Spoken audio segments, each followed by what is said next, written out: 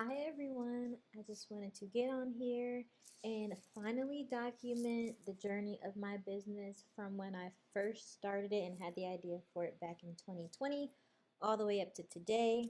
If you guys don't know me, my name is Jada and I'm the creator, the founder, and the person who runs Naturally Bodied Body Care. And I've always wanted to just chronicle the journey of this business because aesthetically and just my processes, like it was my brain baby from 2020 when I was in college, and now it just has matured so much, and I'm very proud of the work that I've put into this and everything I've invested in it. So I want to basically do a catch up to this point because I want to basically share the journey of my story from now on as well. So, to catch you guys up, we're going to start in 2020. I was a sophomore in college at Hampton University and I was a biology major. At first, I wanted to be a doctor. I was starting to figure out if I wanted to be a physician's assistant instead because I was kind of getting to the point where I didn't want to go through another 4 years medical school or whatever. So I was kind of trying to figure out my major, but at the time I was a biology major. And when I started my business, it was COVID. It was like March, early March, late February of 2020. We all got sent home for COVID, and I did the rest of my semester sophomore year virtually. And so while I was at home, I had a lot of extra free time with my classes being online. And at one day, my mom was just kind of casually asking me, oh, Jade, if you had your own business, what kind of business would it be? And so I was telling her how it would basically be skincare, which made sense to her because she knows my whole life I've always liked making things with my hands. I've always been like a hands on person, a creative person, an artistic person. And so up until this point in my life, like especially in my young years, I would do a whole lot of like DIY Pinterest recipe things for natural skincare and hair care. Because by now I was natural with my hair and I had always had eczema. And so a lot of times the products at the store would just break me out and cause flare-ups, but I like to smell good. Like I didn't really just want to be the person that only used CeraVe and Cetaphil. They were good moisturizers, but I like to smell good. And so I was kind of trying to figure out how to make stuff myself so that I knew exactly what was going in everything and I knew what the purpose of everything in it was. Because I also had the issue of going to the store and being frustrated because it was hard for me to read through all the marketing jargon. Like you would see some brands that would have like different variations of kind of the same product. And then one might say like cleansing, one might say nourishing, one might say softening, one might say moisturizing.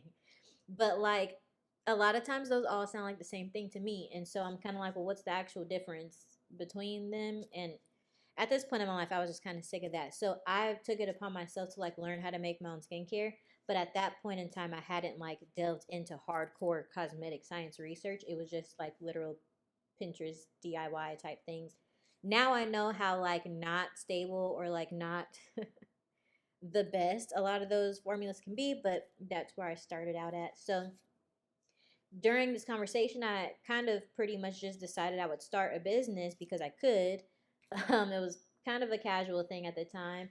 I knew I wanted it to be natural because at the time, based off like all the stuff I was seeing on social media and things people were saying, it was like the natural products were starting to be the craze at that time, and everybody just wanted all natural everything. But there's never been like a hardcore definition. So at that time, I was reading a lot of mommy bloggers. I'm not gonna lie, nothing, no shade to like mommy bloggers or anything like that, but like a lot of the information as I grew in my knowledge of the industry and in my knowledge of cosmetic science in general, I could let's just say like a lot of mental shackles were broken off over the years. But at the time, it was Pinterest, it was the mommy bloggers, it was the YouTube influencers that was telling you to stay away from sulfates and silicones and all this stuff. People still do it, but like it was the craze back then. So I wanted my business to be all natural. I remember my first logo was like purple with this silver with this gold icon on it. My mom helped me get started and she bought my first set of like supplies to start my business. I started off with like these shea butter whipped shea butter recipes. It was very much like not thrown together because at the time, I was very proud of it. But, looking from where I am now, it was kind of thrown together. Back in the beginning, I called myself having this big idea of, oh, well, these brands aren't out here with like real fruit powders or vegetable powders in their stuff. And so I wanted to do like exfoliating or scrubs that had like the real fruit in them, right? Not that the other stuff isn't real, but like I said about my knowledge at that time, very elementary and full of mommy blogger recipes and Pinterest recipes. Um, so I bought this dehydrator and I would like go to the store and get like dragon fruit. I get like different fruits and vegetables and I dry them out. And when they were dried out, I'll put them in the blender, blend them into a powder, and then like try to incorporate it in my products. And I mean, there's a way to do that. It's just I learned very quickly. Like some of my knowledge kind of developed very quickly when I would do things and realize that like functionally or like in real life when you try to make certain ideas come into fruition, you can see why certain things aren't the current standard in the cosmetics industry. Like during my journey, I've had a lot of moments where I'm like, I thought I would have this good idea and I'm like, oh, I'll just do it this way because they're not doing natural like this. Like they're not just literally like peeling a banana and mashing it into the hair conditioner. They're not squeezing the orange directly into their serum, It was stuff like that. And so you would do it and learn, hopefully, like that's not it, especially if you're trying to sell people stuff. And so that was just a fun little period of time I remember. Just shea butter and oil whipped together in a bowl. I liked how it looked like frosting, so I wanted to sell it. And so I did. And I started trying to learn how to do graphic design on Canva. And I was so proud of like my first ever graphic design. Um, and I, was starting to do my little brand identity. And at the time, I wanted to be like vibrant and fun, like aesthetically, color wise. I wanted to be vibrant, fun, um, I wanted like the colors to pop because I said, well, if you pass it on a shelf, because one day I obviously wanted to have my own store. It's like if you pass it on a shelf, then the colors are gonna pop out and you're gonna like, notice it. It's gonna stand out. It's gonna make you want to know what it is because all the pretty colors. And at the time, I used to wear like not one puff but like two puffs. I used to wear these two puffs. So at the time, it was like my staple hairstyle. Everybody knew me from that hairstyle. And so I wanted it to be on my product packaging. So I wanted like this bold color label with like a little cartoon girl with puffs on the cover because I wanted to be the face of my brand, obviously. Um, and also because, I'm a woman of faith. And so I grew up in a family of faith too. So when I first started my business as well, me and my mom were kind of throwing around ideas for my business name. And she helped me kind of settle on the name Naturally Bodied. At first, the bodied part was an acronym, and it was supposed to be an acronym of like affirmation, blessing kind of thing. I wanted it to be something where whenever someone spoke my brand's name or they were talking about it word of mouth, whether knowingly or unknowingly, they would be speaking blessings and affirmations over themselves, like at the same time. And so the acronym for bodied used to be blessed, opulent, dazzling, incomparable, exuberant, and dauntless. And my slogan was living out Psalm 139:14, the scripture that says, I'm fearfully and wonderfully made. That scripture has actually been like the silver lining thread through like my entire business's journey. It's just not, I don't put it on marketing anymore, but it's been like the basis of my brand and me for years now. I also had like a men's line at one point, like a little bit later after I launched. I decided I wanted like a men's line because I wanted to be more inclusive and do skincare for men and women. And so that men's collection was called Royal Pride. And the Pride was an acronym too. It stood for power, respect, integrity, discipline, and energy. And so whenever people, talked about my brand names or the collection names, I wanted them to be speaking these things over themselves. So my initial products were that whipped shea butter. After my first logo, my second logo was very because I wanted a YouTube video too, and my YouTube was supposed to be like Beauty by J, but J as in Jada, but I spelled it Jaii to be special. So that was like the logo too, Naturally Bodied Beauty by J. And I never even really did the YouTube videos for that much. Um, yeah, whipped shea butters. I think the next one that I wanted to do was whipped facial cleansers. I used to have that product, and there was a time where I wanted it to be in these airless pump bottles because it looked really luxurious and it looked really cool. Looking back at those pictures, like the product did not look as good as like was in my head, but that's what I was vibing with. And I just had this issue because the air pumps, like after you pumped it so many times, wouldn't work anymore, and it was just annoying. So then I switched from the air pump jars to regular jars with the facial cleansers. I used to have, I think the next product I wanted to develop was body scrubs. And this was all in 2020. Like, I started my business in, like, by May. By May or June is when I launched my website for purchase. And so throughout kind of this whole couple months' time, I'm like throwing around different ideas and color schemes and stuff like that. I started developing my first website all by myself. That was fun. I also had beard oils for the men. I wanted the whipped shea butter to be in different versions. So I had like a cinnamon one for the body, I had like a tea tree one for the hair, and I really wanted to have one for the face, but like my my knowledge of skincare formulation at this point was still very elementary. So, um, let's just say like what I was making at first definitely had the potential to clog pores. I mean, there was coconut oil in there, shea butter, like thick butters and oils. Just it was what it was, but I had a lot of support from the people around me, and so like nobody ever, like talked down on what I was doing. Everybody has been very supportive even now.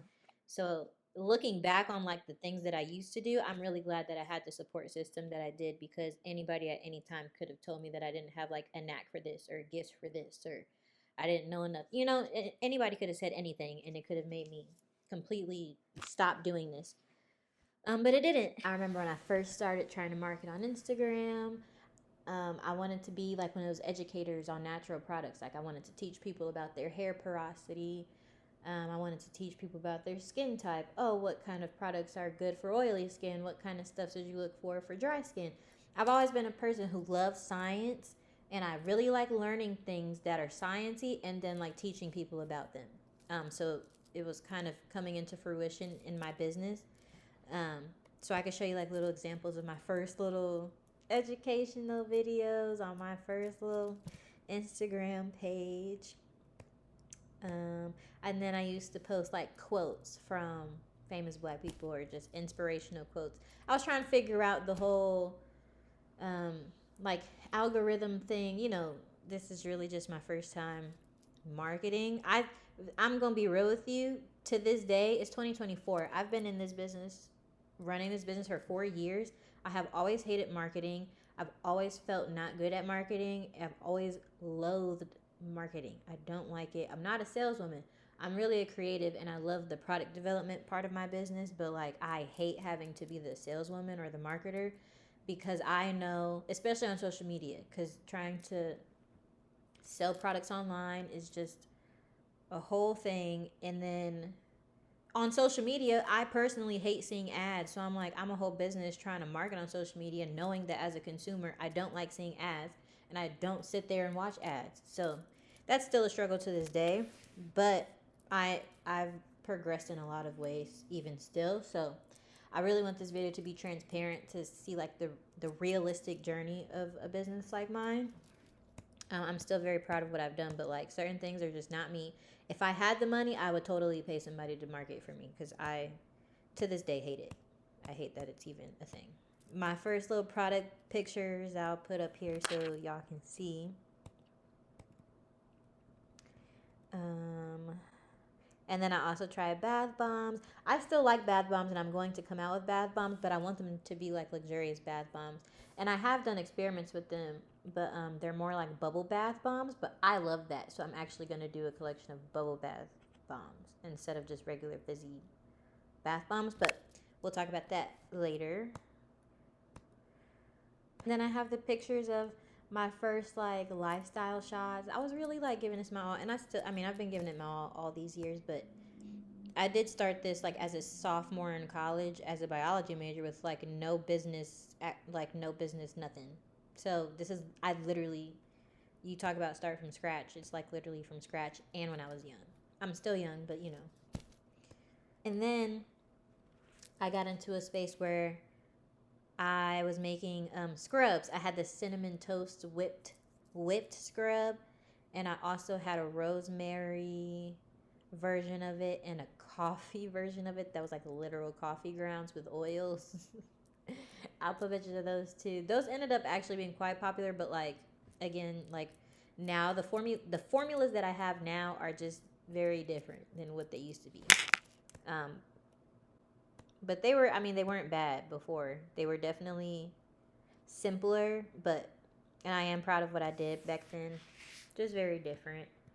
In the fall of 2020, I incorporated loofah soap bars into my product line too, and you could have them in like different colors and different smells. Those were actually very popular. At one point, I had bath teas that did fairly well.